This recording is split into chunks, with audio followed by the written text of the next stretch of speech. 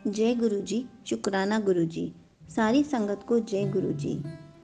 गुरु जी की आज जितनी भी संगत है, ज़्यादातर किसी न किसी भगवान को अपने आराध्य के रूप में मानने और पूजने के बाद भी यहाँ पहुँची है। भगवान तो सभी एक ही हैं, फिर ऐसी क्या कमी रह गई जिसके कारण एक नए भगवान यानी गुरु जी को आकर हमें अपनाना पड़ा। हमारी पूजा अर्चना में कोई कमी नहीं थी, पर जो हम जानते ही नहीं थे वो कैसे कर सकते थे, वो है भगवान को प्यार करना।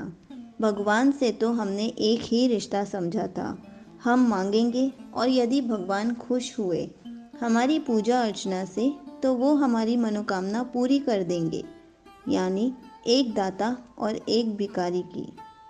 गुरु जी ने समझाया कि भगवान और भक्त में सबसे बड़ा रिश्ता प्यार का होता है। हम पूजा अर्चना तो कर सकते हैं, पर बिना प्यार के भक्ति नहीं हो सकती, क्योंकि पहले प्यार आता है तब भक्ति आती है। जैसे जैसे प्यार गहरा हो जाता है, हम में भक्ति की भावना भी बढ़ती जाती है। आज तक हम यही छोड़े जा रहे थे, इसलिए सिर्फ मांगने की मशीन बनकर रह गए। मांगते मांगते थक गए, कभी ना ख़त्म होने वाला सिलसिला का हिस्सा बन गए और उम्र बीतती गई, भगवान का प्यार छूटता गया। हम प्यार करने वाले बने। सबसे पहले तो हम उन्हें प्यार करें जो हमें बिना शर्त बेशुमार प्यार करता है। अपने प्यार के इजहार के रूप में पूरी सृष्टि को हमारे लिए लगा देता है। एक छोटा बच्चा जिस तरह से अपनी माँ और पिता को प्यार करता है, उस पर भरोसा करके अपनी उंगली पकड़ा देता है और फिर निश्चिंत हो जाता है। उसे अपने पिता के प्यार पर भरोसा है। हमें उस स्थिति में खुद को लाना होगा। एक शिशु की तरह गुरु जी के शरण में होकर रहना है, तभी हमारी प्यूरिटी स्तर ही होगी। देर हो या सबेर, सबके साथ होना यही है। सभी संगत जो गुरु जी से जुड़ गए हैं, उन्हें सही अर्थ में जुड़ना ही है। हो सकता है आज सीधे रास्ते चलकर ना आना चाहे, हो सकता है गुरु जी के थोड़ा ट्विस्ट देने के बाद हम दौड़े चले आए। ये सब लीलाधारी को पता है कि किसे कैसे खींचना है। गुरु जी एक पॉइंट पर कड़े मास्टर हैं, तो दूसरी जगह ऐसे दयालु पिता कि जिसकी दया का कोई अंत ना हो। हम सीधी राह चलना चाहते हैं, ज़िंदगी को सही तरीके से जीना सिखाना चाहते हैं, पर हम हैं जो सही छोड़कर सब करते हैं। गुरु जी ने ज़िंदगी को इतना सरल सा बना कर दे दिया है, पर हम उसे इतनी सरलता से जीना नहीं चाहते। जब तक हम उसे उलझा नहीं लेते, तब तक चैन नहीं आता। सरल होना कमज़ोरी का निशान माना जाता है। शायद समाज में इस कारण कोई सरल सा नहीं दिखना चाहता। सभी अपने को गंभीर और साथ में हजारों मन बोझ अपने सर पर लेकर चलता हुआ दिखना चाहता है। जैसे हम ना हो तो दुनिया तो आज ही खत्म हो जाएगी। हम भूल जाते हैं कि सृष्टि हमारे आने के पहले भी ऐसी ही थी और हमारे जाने के बाद भी ऐसी ही रहेगी।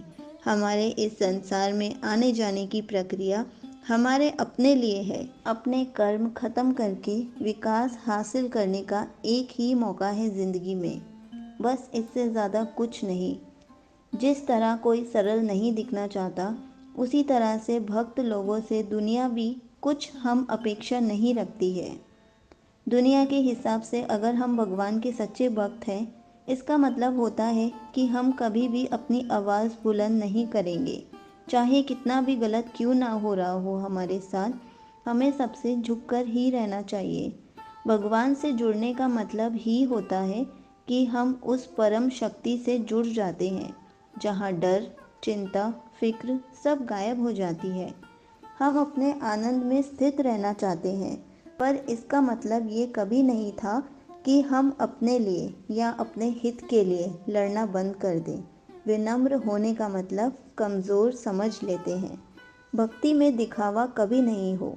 गुरु जी भी कहा करते रहे हैं कि जो सच्चा भक्त है वो सत्संग में किसी कोने में चुपचाप बैठा होगा। उसे दुनिया को कुछ बताना या जताना नहीं है। जिस मकसद से जहाँ गया है वो करके चुपचाप अपने को समेटा हुआ चला आता है। आज हम इसका उल्टा करते हैं, 2-4 सत्संग में जाते हैं और अपने को गुरु जी से करीबी घोषित कर देते हैं। गुरु जी का सत्संग एक ध्यान सेक्शन है जिसे अपने अंदर झांकना है, पर हम इस सेक्शन को भी दूसरे को झांकने में खर्च कर देते हैं। हम अपने विकास में रुचि लेते नहीं, हमारा सारा ध्यान बगल वाले के विकास यात्रा की आलोचना करने में जाता है। ऐसे भाव लेकर हम कितने भी सत्संग में चले जाएं, हमारे हाथ कुछ खास नहीं लगने वाला है। अभी हाल में एक अंकल एक सत्संग में आए और अपने हिस्से की ब्लेसिंग्स लेकर चले गए। उनके भाव इतने शुद्ध थे कि गुरुजी ने पहले ही उनकी ब्लेसिंग्स रखी हुई थी।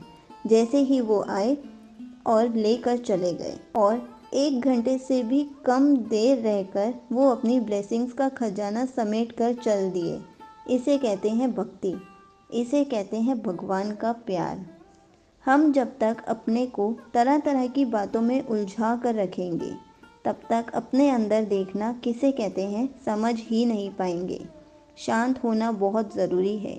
शरीर को शांत रखकर, चित्त को शांत रखकर हम अपनी ये आंतरिक यात्रा को शुरू करने का सोच सकते हैं और गुरु जी के सत्संग से बड़ी कोई जगह नहीं हो सकती है इस कार्य को अंजाम देने के लिए। सत्संग में सभी अपनी यात्रा पर ही होते हैं, हमें आभास तक नहीं होता और हम कितने ही जन्मों की यात्रा अपने कर्म भी कटवा लेते हैं। सत्संग में जाना हमारा व्यर्थ होता है यदि हम संगत या सजावट को ही देखते रह जाते हैं। कौन है, कहाँ है, कौन क्या कर रहा है, इन सब सवालों से अपने को मुक्त करके ही हम सत्संग में बैठकर कुछ हासिल कर पाएंगे। गुरु जी ने बहुत से आसान तरीके दे रखे हैं हम आंतरिक यात्रा पर निकलने के लिए। हम भी इसे मौका दें जानने के लिए। गुरु जी की ब्लेसिंग्स हमेशा हमारे साथ ही रहे। अगर आपको गुरु जी से रिलेटेड कुछ भी पूछना है तो आप कमेंट्स में पूछ सकते हैं।